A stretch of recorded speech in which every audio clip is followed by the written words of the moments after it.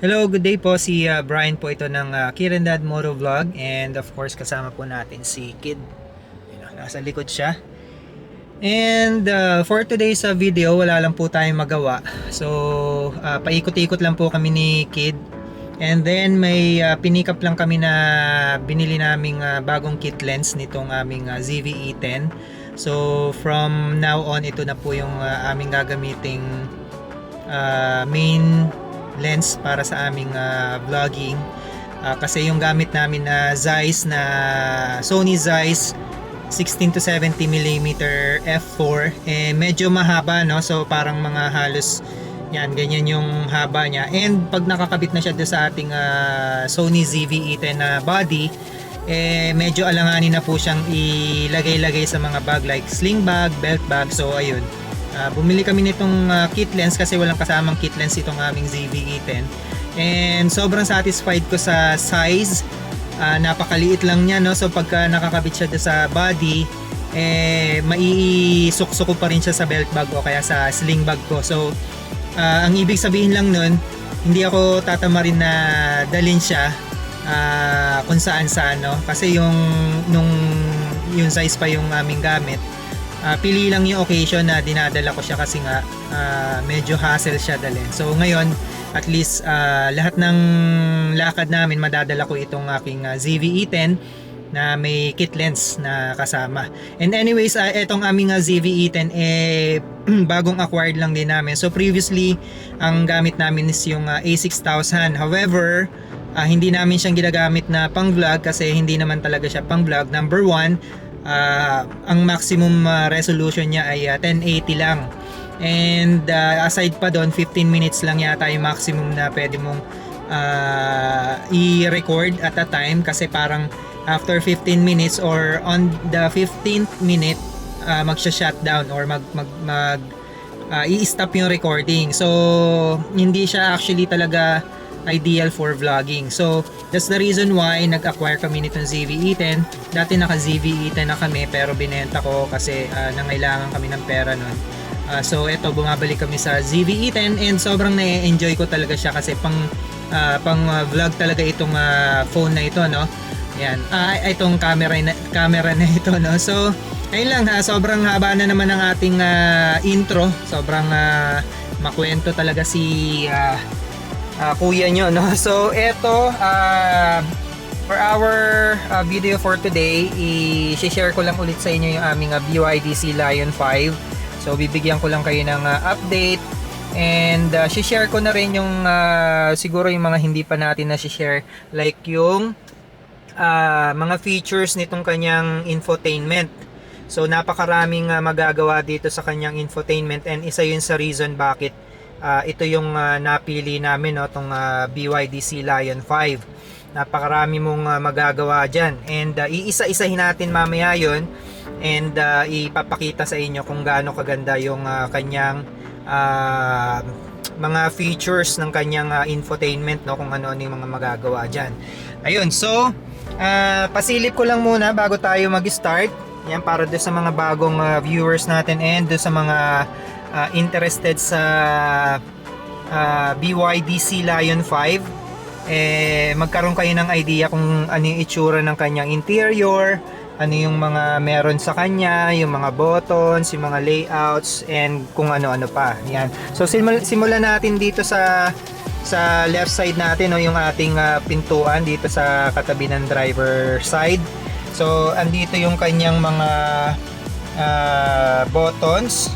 Ayan. Meron siyang pang-adjust ng mirror. Yan, up and down, left and right. Tapos yung kung left side na side mirror or yung right side.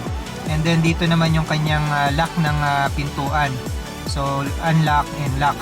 So currently naka-lock tayo, kaya may kulay na pula. And then ito yung kanyang pambaba ng bintana sa driver side. Yan, hold on. Ikot lang natin yung ating camera, no? Yan. Okay, so ito yung kanyang pambaba ng bintana. Yan, no? Sa driver side. And of course, ito yung dun sa passenger side. Sa likuran, sa likod ng driver and sa likuran ulit sa likuran naman ng passenger side. And pang-lock ng tawag dito ng bintana para hindi maibaba. Ayan. And then punta naman tayo sa harapan. So ito yung ating steering wheel. So isa to sa pinaka napopogian ako dito sa Sea Lion 5 natin. So as you can see, ang ganda ng itsura niya. Ang daming, sobrang busy nung kanyang layout, no? Ang daming mga combination ng kulay and mga materials na ginamit. So simulan natin doon sa pinaka steering wheel. Leather na yung kanyang leather na yung kanyang upholstery, and then two-tone siya, no? Black yung ibabaw and then beige yung ilalim. Tapos sa bandang gitna, napakaganda rin ng logo ng BYD. So bakal yata siya, no? And naka-emboss siya. Talagang makikita mo na talagang premium yung pagkakagawa. Hindi tinipid itong steering wheel. Tapos dito sa left side, tingnan natin, ito yung pang rotate ng infotainment screen. So once na pinindot mo yan, so iikot yung kanyang screen. So ibalik natin. And then may cruise control na rin siya. So hindi ito yung intelligent cruise control na meron dun sa ibang models nila, like yung Sea Lion 6 na sumusunod siya dun sa speed ng nasa harapan ng sasakyan. Hihinto rin siya kapag huminto yung harapan. So this one, ito yung normal lang. So isa-set mo siya habang umaandar, and then pwede kang mag-set ng speed na gusto mo. And then pag naka-activate na yung cruise control niya, pwede mo nang bitawan yung pedal sa gas, and then dito ko na lang mag-a-adjust ng speed niya, up and down. Yan. So kung gusto mong dagdagan, up. Kung gusto mong bagalan, down. Yan. Okay? So reset button pagka gusto mong i-reset yung speed na napili mo. Okay? And then sa right side naman, ayan, may pansagot ng calls, and then pag hindi ko matandaan kung para saan to, pero this has something to do with making a calls too. And then ito yung controls ng kanyang audio. So up and down, ini-scroll siya, and then makikita nyo, ayan, up, dadagdag yung volume, and of course down, babawas naman yung volume. And then pwede mo siyang pindutin, ipe-press mo siya. Ayan, mute and unmute naman siya. So currently nakikinig tayo sa DWLS FM. Ayan. So i-mute ulit natin siya, pe-press lang natin, and just like that, mag-mute na siya. Mode, ito yung tatlong mode niya, yung FM, yan, music, ano pa ba, videos, and Spotify. Ayan.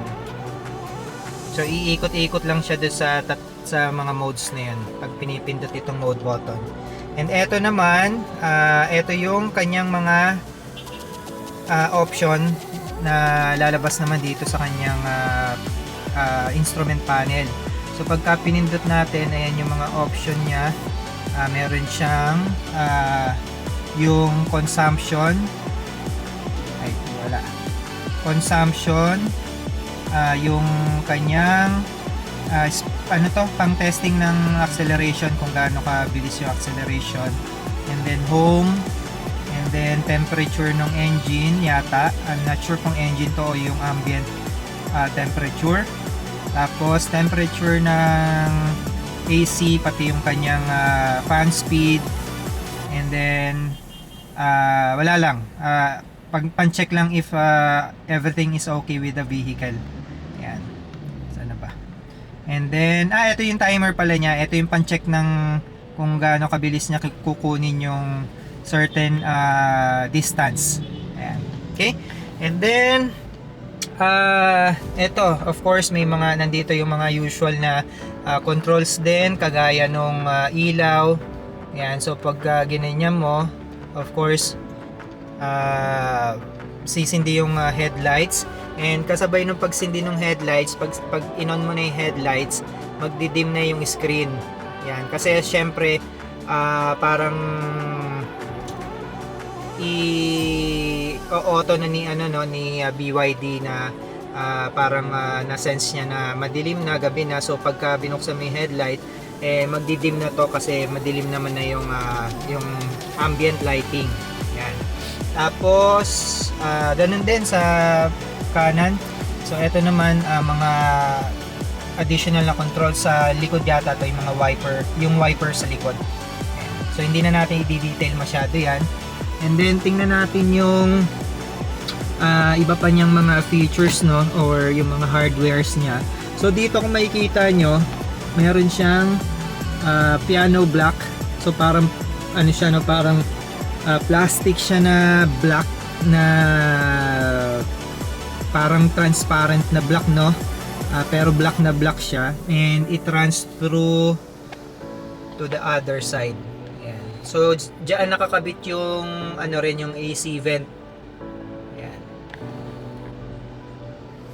Okay, and then yun, nakalimutan natin yung ano, yung mga tawag dito, yung mga balot ng mga side doors, side panels. Yan, napakaganda niya. Isa ito sa sobrang nagpa-impress sa akin no, and ano to, yung mga selling point, kaya nagustuhan ko talaga itong Sea Lion 5. So as you can see, napaka-busy rin ng kanyang itsura. Ang daming combination ng materials, ang daming combination ng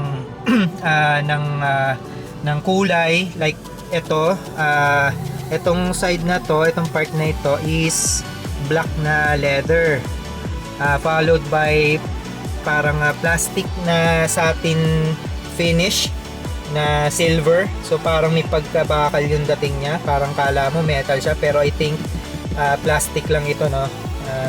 Teka, tuktukin natin ng ano, ng coin, kasi hindi rin ako sure kung bakal ba siya o plastic. So plastic siya, yes. So plastic. And then kasunod naman niya ito, para siyang leather din no. So I think yes, parang leather nga siya, and ang kulay niya is parang khaki na may mga lines. Yan. And then followed by a beige colored leather uli. Yan. So napakaganda ng combination ng kanyang kulay. Napaka luxurious niya no, parang ang premium sobra ng itsura niya. And then nandito yung speaker sa side ng driver. And napakaganda rin talaga ng quality ng sounds nito. Hindi mo na kailangan palitan or i-upgrade yung kanyang audio system, kasi sobrang immersive na rin talaga nung tunog ng audio nito. Lalo na ako dun sa mga hindi nakakakilala sa akin, or dun sa mga nakakilala sa akin, I was an audiophile for the longest time na rin. Actually hanggang ngayon audiophile pa rin naman ako, though hindi ako ganun ka-active. So meaning ang pino-point out ko lang is maarte ako pagdating sa audio quality. But for me, sobrang sufficient na nung kanyang audio system, and wala naman ako naging parang reklamo sa kanya. So yes, napakaganda na ng audio system nitong Sea Lion 5. Ayan. And then punta tayo sa center console.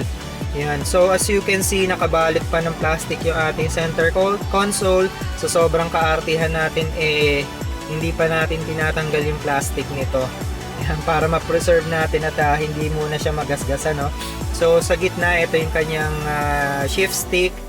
So ang paggamit dito is merong unlock button dito sa gilid. Ayan.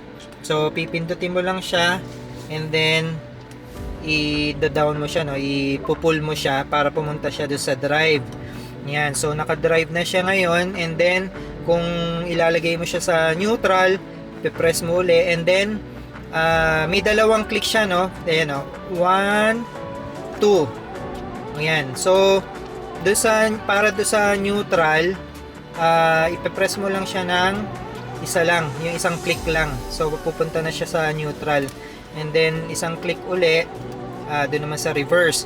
And then pag ipa-park mo na siya, ang kagandahan sa kanya is pag press mo ng park, pwede mo nang bitawan yung brake. Ayan. And then automatic, parang naka handbrake na siya. So yan yung isang feature niya na hinahanap ko nung first time natin siyang i-drive, kasi galing tayo sa traditional, no, na may handbrake. So tinatanong ko doon sa agent namin kung nasaan yung handbrake. Sabi niya, sir, walang handbrake. As early as you put it on P or park mode, naka-engage na yung kanyang mga brakes. So wala ka ng ibang pipindutin. So talaga napaka niya, no? May spoiled ka talaga dito. And nung ginagamit ko na nga siya, nasanay na ako sa kanya, and nagtry akong gumamit ng traditional na may mga handbrakes, yung mga hindi pa ganun ka advance. Sobrang na-spoiled ako, and parang alam mo yun, parang extra step pa na gagawin mo para lang mag handbrake ka. Yun nga, parang sobrang prefer ko na nung ganito na sobrang advanced. Yan. Spoiled talaga, and of course hindi ka masyado mapapagod kasi parang ang daming assist, no, ang daming driver assist. Ayan. And ayun yung mga buttons niya, may ano rin dito, meron ding controls for the media, for the audio. Same thing dun sa steering wheel, up and down for the volume increase and decrease. Tapos pipress mo siya for mute and unmute, and playback and play and pause. Ayan. And yan, sari-sari yung mga nandito, lahat ng controls niya, like ito yung air AC button, ito yung mode button para sa power mode ito. So meron tatlong power mode itong si Lion 5, Eco, Normal, and Sport. So dito mo siya pipihitin para makapili ka, no? And dito naman sa side na to yung pagpili ng if you want to run the vehicle on battery or on hybrid mode. So EV is electric mode pala, sorry. So it's gonna run on full electric. And then HEV, hybrid ano ba yung E na hybrid electric V. Kasi pag sinabi mo hybrid, kasama na yung electric dun, dapat HV na lang, di ba? So yun, anyways, humahaba lang, no? So HEV hybrid. So ang sistema nitong ganitong klaseng sasakyan, so bali ang category niya is plug-in hybrid. So meron tayong dalawang klase ng hybrid, yung hybrid lang, hybrid vehicle, and itong mga BYD is plug-in hybrid. So ibig sabihin, si plug-in hybrid, ito yung mga may saksakan sa labas, sa gilid, para i-charge mo siya, no? So ang sistema nito is ang main engine niya is yung electric. Now si petrol is parang assist lang. So magki-kick in lang yung kanyang petrol engine once bumaba sa certain percentage yung battery. Like for this model, 25% nag-start na mag-kick in yung kanyang gas engine. So parang assist lang si gas dito, ang main talaga is electric. Now si hybrid vehicle, like yung mga Toyota Cross, si Honda, ano yung Honda na hybrid nila? HRV ba yon? Hindi, no? Honda, ano yun? Ayun, basta yung mga hybrid, baligtad naman yun. Ang main niya is yung gas engine, yung petrol engine, and then assist lang yung battery. Pero for me, parang mas gusto ko yung ganito, yung plug-in, kasi mas na-enjoy ko siya, no? Mas na-feel ko mas feel ko yung paggamit ng electric ngayon, kasi talagang napakasarap gamitin ng full electric, kasi napakatahimik, walang vibration at all. So alam mo yun, sobrang peaceful dito sa loob. And pag mag-music ka, yung music lang ang talaga maririnig mo. There's nothing distracting para hindi mo ma-enjoy yung music. And of course yung comfort nga, walang ka vibration. So yun lang, na-share ko lang din. And ano pa ba? Yan, may ano rin siya, no? May traction control. As you can see, saan na ba yan?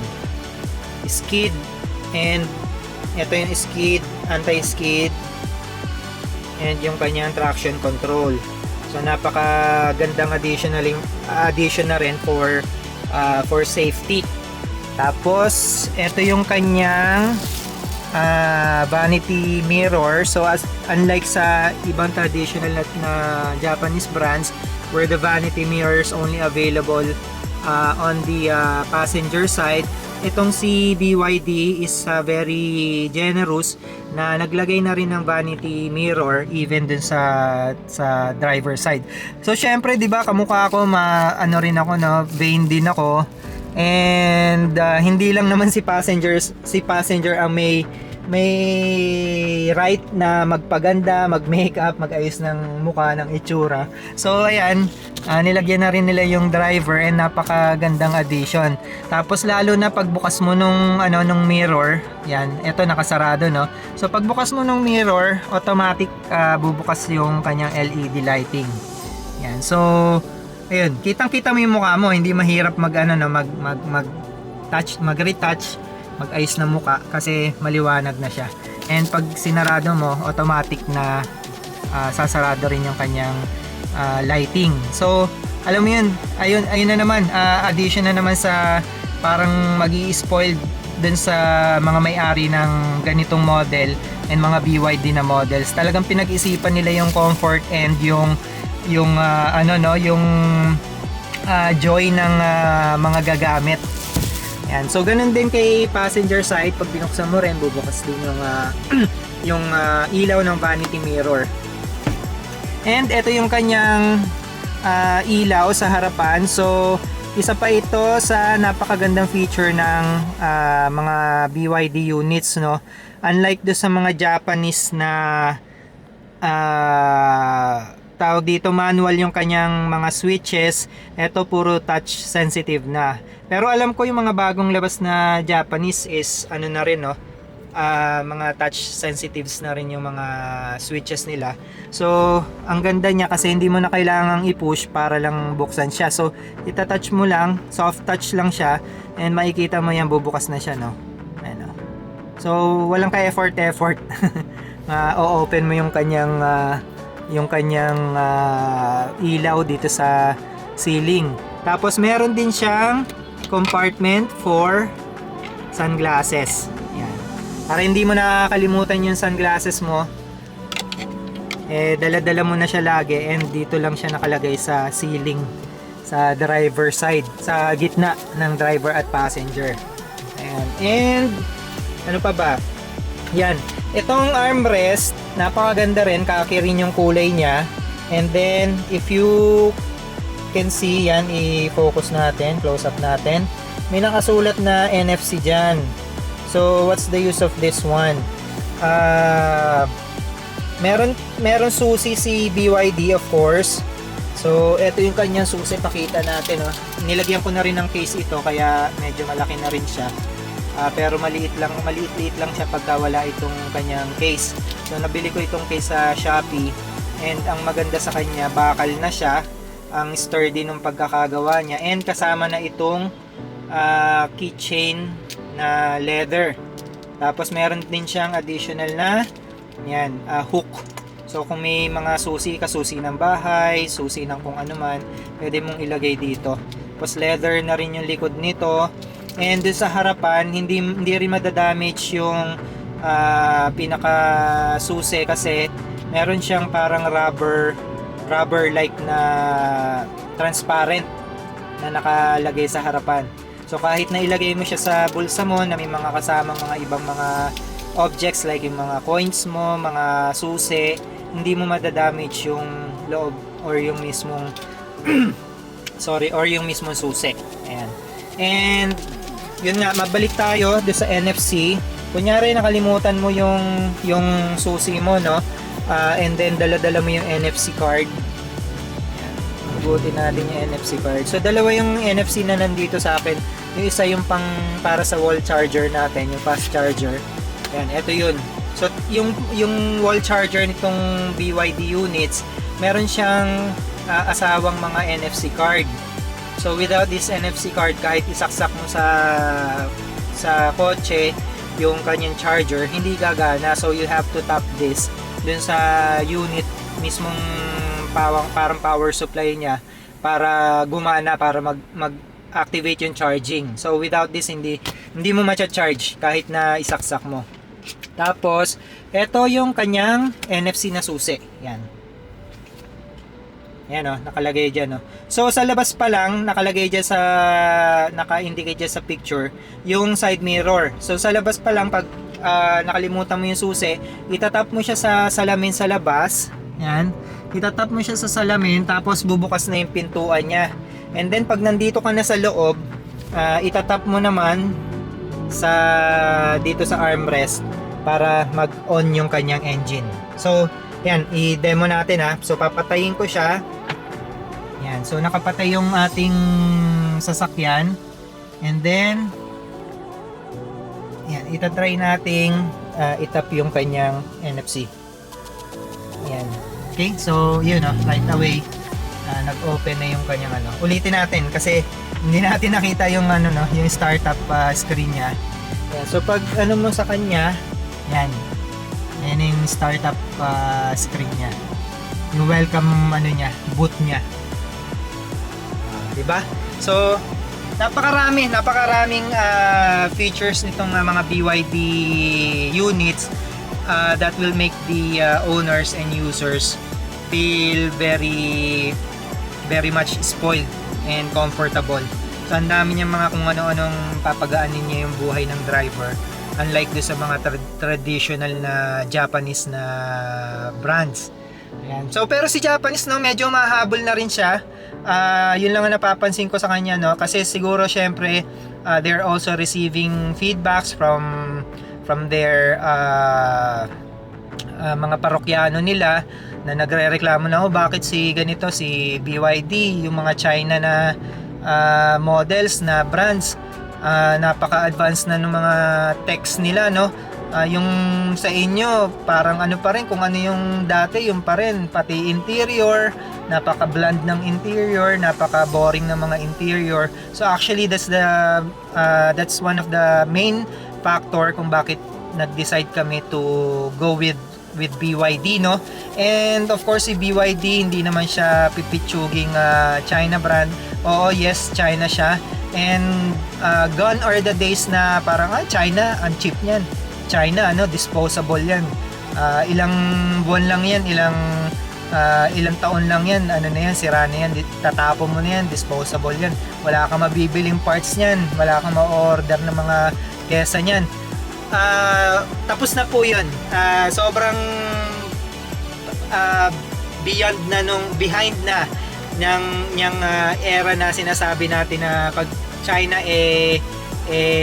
it's no good So actually si China ngayon, yung mga top Chinese brands, they even have already surpassed yung mga Japanese brands. Ito si BYD just for a brief history or info, si BYD ay actually number one brand worldwide, hindi lang po sa Pilipinas worldwide, even in the US, even in the UK. BYD already have surpassed Tesla in terms of sales and profits. So diyan mo makikita na napakaganda ng brand pagka sobrang dami ng sales, kasi wala words of mouth yan si ganito bumili, ikikwento kay ganito na napakaganda ni BYD. So si pinagkwentuhan bibili, si pinagkwentuhan ikikwento rin niya doon sa mga friends niya how good the brand is, hanggang sa lumobo yung sales. So doon mo makikita talaga na napakaganda talaga ng isang brand, kasi hindi yan puputok unless napakaganda talaga niya So alam mo yun, yung mga nanlalait sa mga Chinese brands, yung mga walang believe sa BYD, yun yung mga tao na hindi pa nila natatry yung BYD, or hindi sila tawag dito, informed about how good BYD brand is. Hindi nila napapanood sa internet, hindi nila napapanood sa YouTube, yung mga reviews about sa BYD. But yun doon sa mga nanonood ngayon na hindi pa rin believe kay BYD, or hindi pa kayo nakakapanood ng mga tungkol sa BYD, try to search YouTube, try to search the web, and nood kayo ng mga ilang episodes or ilang mga reviews, and doon makikita nyo na talagang BYD is not a disposable brand. BYD is not cheap in any means. BYD is not crap, and so on and so forth. So makikita nyo talaga dyan na worldwide yan, pinagkakaguluhan si BYD, and sobrang reliable naman ni BYD, no? I've seen a lot of reviews, like yung mga Sea Lion 6 na more than 1 year old na yung model na yan, and after 1 year nire-review nila yung mga units nila, and doon makikita mo, sinasabi nila na sobrang reliable ni BYD, hindi naman nagkakasira. Of course may mga minor issues here and there, pero mga minor lang naman yan, yung mga talagang kahit na yung mga Japanese brands nakaka-experience yan. So yun, coming from someone who already has, ayan o, BYD na naman, no? Sea Lion 6. Yan. And makikita mo sa kalsada, no, napakadami na ng BYD. So isa yan sa mga testaments na marami nang nagtitiwala sa BYD. Ayan. So wag ka na magpahuli kung halimbawang magpapalit kayo ng sasakyan, or it's gonna be your first purchase. Punta lang kayo sa mga BYD stores and mag-test drive kayo, mag-check out kayo ng mga models ng BYD, and I'm sure na matutuwa kayo. Yun. So yun lang, yung likod wala naman tayong ipapakita, no, since same lang naman din. Ayan, meron lang siyang eto na re-retract na lagayan ng cup. Yan, armrest na rin pagka walang nakalagay na cup. Yan. And yung likod nito napakalaki. Actually isa sa mga pinakamalaking compartment na nakita ko, no. So kung lagi kayong nag-out of town, marami kayong mga dala-dalahin, hindi kayo mabibitin dito sa Sea Lion 5. Napakalaki ng compartment niya. Ayan. And eto pa, nakapakita mo nga, hindi ko etong yung center na AC. Yan, so sa center AC, yan, as you can see, ang ganda nung badge nung nung BYD design yung nakalagay sa yung nakasulat. Tapos ito yung AC vent, meron na rin siyang sariling control. Tapos sa baba meron siyang charging port type C saka USB, ano yan? Type A ba yan? Type A. Yan, USB type A. Yan. So makakapag-charge na rin yung mga pasahero, and tawag dito, kagaya ko na ipapasok ko ito sa InDrive and sa Grab, matutuwa yung pasahero na meron ng mga charging ports dyan. Ito rin sa ceiling, touch sensitive na rin yung kanyang ilaw. And yun, nakalimutan natin, buti na check out natin yung charging station niya. So dito sa bandang ilalim ay ito yung center console, nandito sa ilalim yan, no? May space dito sa ilalim. Suot natin yung camera, and meron ditong patungan. Although itong Sea Lion 5 wala siya nung wireless charger, no, yung ipapatong mo lang dito tapos magcha-charge na. Doon sa Sea Lion 6 meron dito siya nakalagay, so ipapatong mo lang yung cellphone mo dito and automatic magcha-charge na siya. Dito kay Sea Lion 5 lang siya, no, decable lang din siya. So, ang naayawan ko lang dito sa Sea Lion 5, as you can see, yung kanyang charging ports ay walang Type-C dito sa harapan. Ayan. So, hindi ko maintindihan kung ano yung rationale, ba't hindi nila nilagyan ng Type-C dito sa harapan. Parehas Type A, dalawa. Ayan, dalawang Type A, may lagayan ng micro SD, and may saksakan din ng yung car charger. Yan. So pwede mo lagyan ng Type-C, lagyan mo na lang ng car charger na may Type-C. kung talagang kailangan ng Type-C. And sasaksak mo rin, pwede mo rin saksak yung cellphone dyan for Android Auto if ayaw mong wireless na connection via Android Auto. Pwede mo ring ikabit yung cellphone mo from the cellphone, tapos isasaksak mo sa either saan man dyan sa dalawang Type A, and then magko-connect na rin naman siya sa Android Auto. Ayan. 38 minutes na tayo, bilisan na natin. Tapos ayun nga, Android Auto, on muna natin yung Bluetooth kasi naka-off. Yan. So si Tecno Camon yung phone ko ang naka-connect dito. So pag open mo nung Android Auto, hintayin natin. Ayan. So ayan, naka-connect na siya sa Android Auto. So dalawa yung kanyang stock na layout ay ganyan. Isang Google Maps tapos Spotify. Pwede mo silang pagpalitin. Kunyari hindi mo naman ginagamit si Google Maps, i-touch mo lang si Spotify, tapos siya na yung magiging mas malaking screen. Ayan. Tapos pwede mong baguhin yung layout by pressing this one. Ayan. So may andyan pa yung ibang mga application na pwede mong gamitin. Exit, Calendar, Maps, Messenger, News Phone, blah blah blah. Ayan, nandiyan lahat. Okay, and then ano na rin, tawag dito, voice command na rin si BYD. Yan, although hindi ko pa kabisado lahat ng voice commands niya, pero pakita na lang natin yung isang example ng unang voice command na natutunan ko. Hi BYD. Ay teka, naka-off yung yung volume, yung sound. Hi BYD. I'm here. Rotate screen.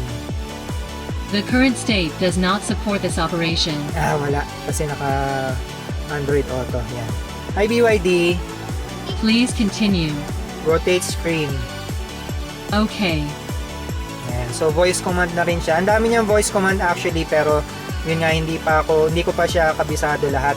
Tapos if rinig siya doon sa recording, yung AC niya bahagyang humihina kapag nagsasalita si BYD, or pag may kahit ano notification na sinasabi si infotainment, humihina yung screen, yung AC. Yan, pakinggan nyo mabuti ha. Hi BYD. Here. Yan, di ba humina yung AC niya para magkaintindihan kayo ng gusto ni nung BYD Assist. Yan. Tapos, can I do something for you? It's too hot. Sure, the temperature has been turned down by 3. Ayan. So, kunyari, nagda-drive ka, medyo naiinitan ka, yun yung isa sa mga voice command niya. So, it's too hot, tapos ang gagawin niya, i-turn down niya yung mga temperature at yung fan speed, parang dadagdagan niya para mas lumamig pa. Ayan. Okay, so, ayun, medyo mahaba-haba na, 42 minutes, baka mainip na yung ating mga viewers, mga subscribers natin. So I think yun na lang muna for this time. Tapos gawa na lang tayo, update na lang tayo ng iba pang mga episodes tungkol dito sa ating BYD, para at least na bibigyan din natin ng info yung mga subscribers natin na interesado sa BYD. Actually may isang nag-comment dun sa isa nating episode about BYD, na parang he or she is also eyeing for a BYD car. Yan. So panigurado matutuwa siya pagka napanood niya to, and dun sa ibang mga interested sa BYD. Ayun lang, so maggagabi na, we have to say goodbye muna for now. Kita-kita tayo sa next episode, and as always, thank you so much do sa mga subscribers natin, kahit medyo maliit lang itong ating channel. I'm still happy na may mga sumusubaybay pa rin dito sa ating channel, sa ating mga episodes. So it's Brian Pulit of Kiredad Motovlog, and of course with Riz, with Kid, Saying goodbye for now. Thank you so much and see you in the next video. Peace.